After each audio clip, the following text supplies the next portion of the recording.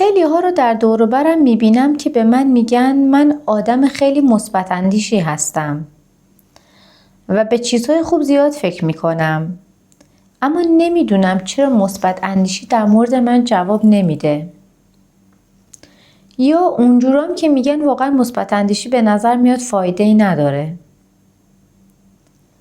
و من امروز میخوام براتون توضیح بدم که چرا مثبت اندیشی در مورد بعضی ها جواب نمیده. یا به عبارت ساده تر مثبت اندیشی سمی چه جور مثبت اندیشی هست؟ دوستان خوبم، سلام، من دکتر فرزانه بخشیان هستم و اینجا کانال موفقیتی به نام زندگی.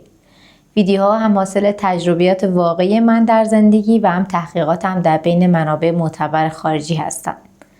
پس اگر شما هم دوست دارید همراه ما سطح آگاهیتون رو بالاتر ببرید، ازتون دعوت میکنم کانال رو ساب کنید، زنگوله رو بزنید و از همراهای همیشگی ما باشید.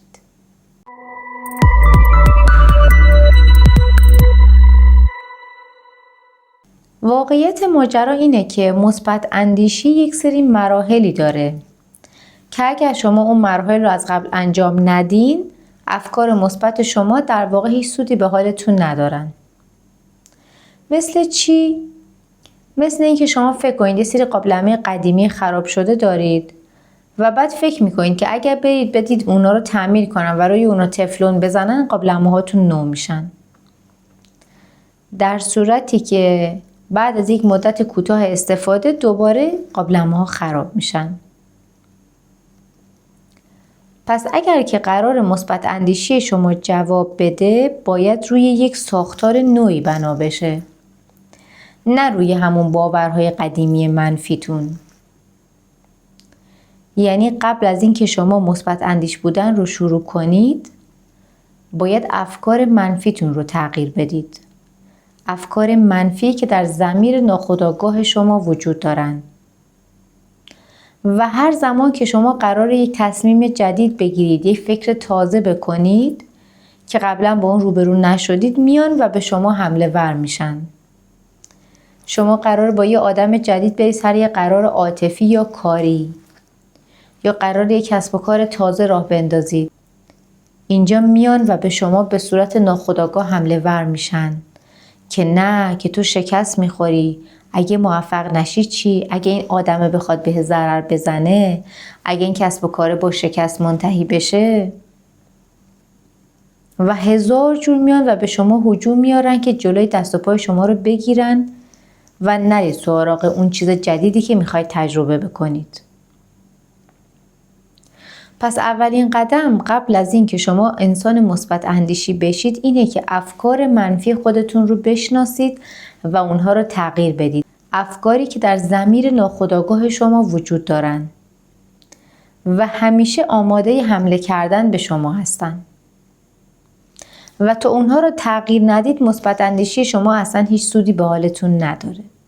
یعنی این که مثلا اگر شما آدمی هستین که برای هر چیزی در زندگیتون اهل گله و شکایت از زمین و زمان هستین و مدام تقصیر و گردن همه میندازین که فلان اتفاقی که افتاده گردن اینه یا فلان قضیه تقصیر اون آدمه، به نظرتون میتونین در زندگی موفق باشید؟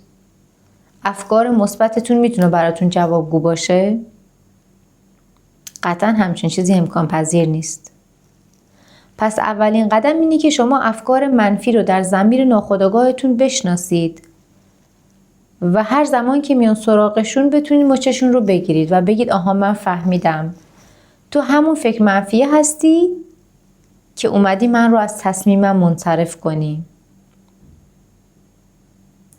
و اگر بتونید که افکار منفیتون رو بشناسید و مچشون رو بگیرید، اون وقته که میتونید اونها رو تغییر بدید. اون وقته که میتونید ضمیر ناخودآگاهتون رو تغییر بدید. حالا شاید بپرسید که من چطوری باید این کار رو انجام بدم؟ اولین قدم برای این کار اینه که هر زمان که افکار منفی به شما حمله ور شدن و خواستن که شما رو به هر نحوی اذیت بکنن، بهشون آگاه بشین. یعنی برید تو کوک خودتون ببینید که چه افکار منفی در مورد ثروت، در مورد سلامتی، در مورد روابط عاطفی به شما حمله ور میکنه هر زمان. به محض اینکه اومدن سراغتون بگید من بهت آگاه شدم و انقدر با افکار ناخودآگاهتون آگاه بشید که دیگه نشه اسمشون رو بذارید افکار ناخودآگاه. ذهن ما آدم‌ها طوری طراحی شده که نسبت به هر آن چیزی که میشناسه احساس امنیت میکنه، حتی اگر اون امنیت درش رنج نهفته باشه. و هر زمان که بخواد با یه قضیه جدید روبرو بشه، با یه روابط جدید، با یه کار جدید، با یه آدم جدید، سریع شروع میکنه به اینکه احساسات ناخوشایند به شما حمله میکنن. افکار منفی به شما حمله میکنن تا شما رو منصرف کنن. حتی اگر در اون چیز آشنا که از قبل برای شما وجود داشته باشه رنجی نهفته باشه، بازم ضمیر ناخودآگاه شما اون رنج رو چون بوی امنیت میده ترجیح میده به یک چیز جدید، به یک چیز ناشناخته. میگه از کجا معلوم که آخرین ناشناخته به یک چیز خوبی ختم بشه؟ پس بهتر تو همین رنج آشنای خودمون باقی بمونی. این خیلی طبیعی هستش که ما آدم‌ها برای هر چیز جدیدی که باهاش روبرو میشیم احتمال خطر رو هم در نظر بگیریم. اما از کجا معلوم که اون چیز جدیده واقعا به خطر ختم بشه؟ از کجا معلوم که به خیر و خوبی ختم نشه؟ از کجا معلوم که یه آینده بهتری رو برای ما رقم نزنه؟ وقتی شما با یه آدم جدید قراره برین سر قرار، یا یک کسب و کار جدید را بندازین، یا هر چیز جدیدی رو در زندگیتون تجربه کنید، این خیلی طبیعی که دچار دلشوره و استرس بشید، دلهوره داشته باشید. اما دکتر جو دیسپنزا میگه ناشناخته‌ها هرگز من رو ناامید نکردن. با تمام سرعت به سمت ناشناخته‌ها حرکت کنید. بزرگترین تغییرات برای انسان‌ها زمانی اتفاق می‌افتند که انسان به مرحله‌ای رسیده که دیگه میگه نمیتونم ادامه بدم.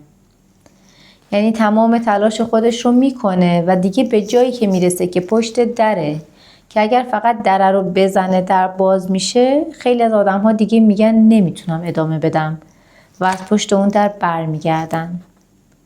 در حالی که اگر فقط شما آدمی باشید که یک کم دیگه تحمل کنید و یک قدم دیگه بردارید، تغییرات شگرف برای شما رخ میدن و شما اونها رو به چشم خواهید دید. و این یعنی تغییر شخصیت.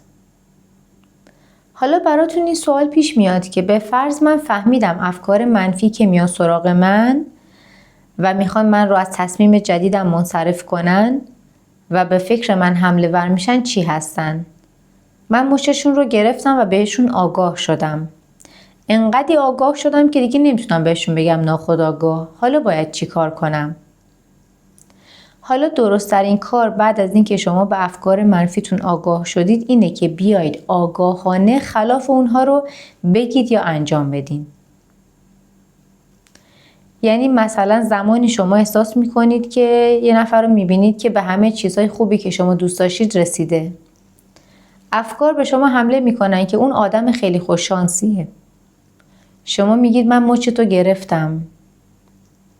تو یه فکر منفی هستی که فقط میخوای به من بگی من یه آدم بدشانسم، اما قطعا اون آدمه یه کار خوبی، یه جای مناسبی کرده که به اون نتیجه رسیده. پس منم خوششانسم، منم میتونم به اون نتیجه برسم.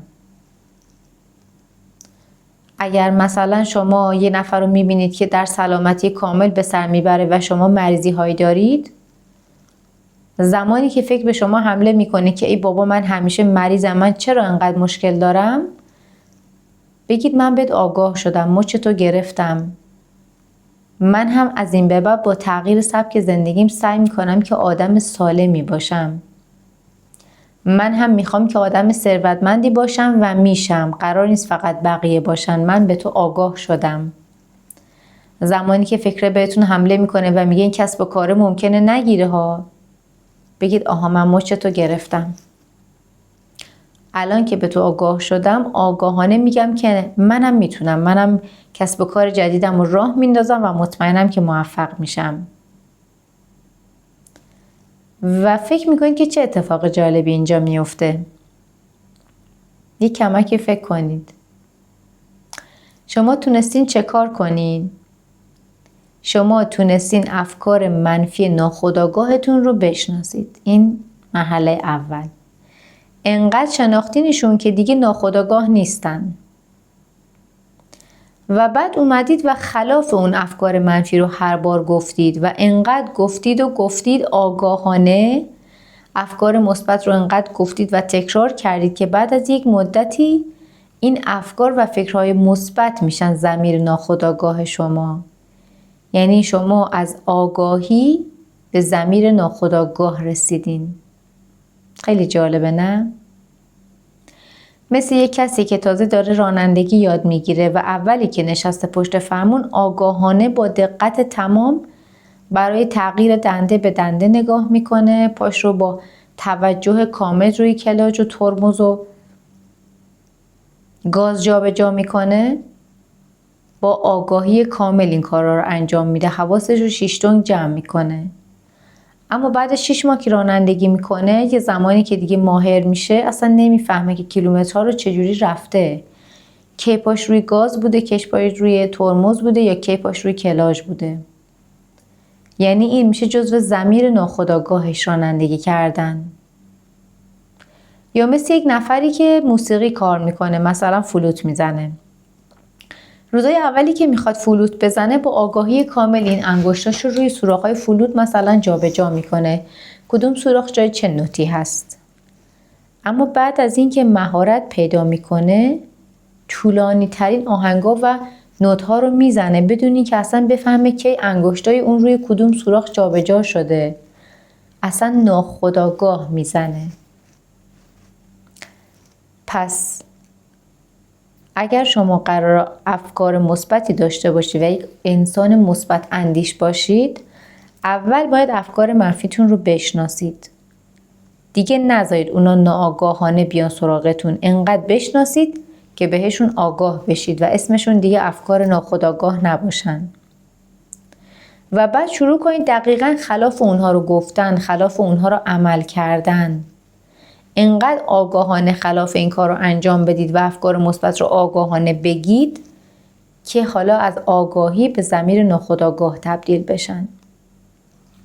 و این راجع به هر چیزی که شما میخواین میتونه باشه. راجع به پول، راجع به سلامتی، راجع به روابط کاری عاطفی و هر چیزی که میخواین. یه پرانتزم اینجا باز کنم.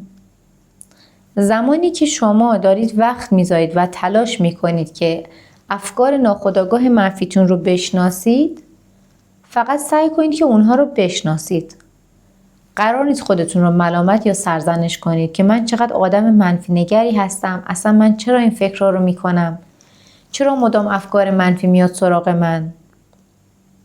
قصد شما فقط شناختن افکار منفی، نه ملامت کردن و نه سرزنش کردن خودتون. فقط قصد دارید اونها رو بشناسید تا بتونید اونها رو تغییر بدید.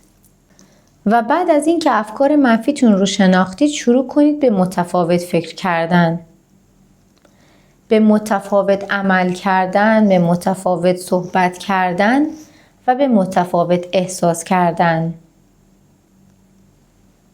وقتی که شما متفاوت بشید در صحبت، در عمل و در رفتار، شخصیت شما متفاوت خواهد شد. و وقتی که شخصیتتون متفاوت بشه، نگرش شما نسبت به زندگی و خود زندگی شماست که در اطراف شما متفاوت خواهد بود. و تا این مرحله از تغییر رو در خودتون ایجاد نکنید، مثبت اندیشی دقیقاً برای شما جواب نمیده. میشه یک مثبت اندیشی سمی که فقط میگید چرا برای بقیه جوابگو بوده اما برای من جواب نداده. دوستای خوبم، خیلی خوشحال شدم که تا اینجای ویدیو مثل همیشه با من همراه بودید.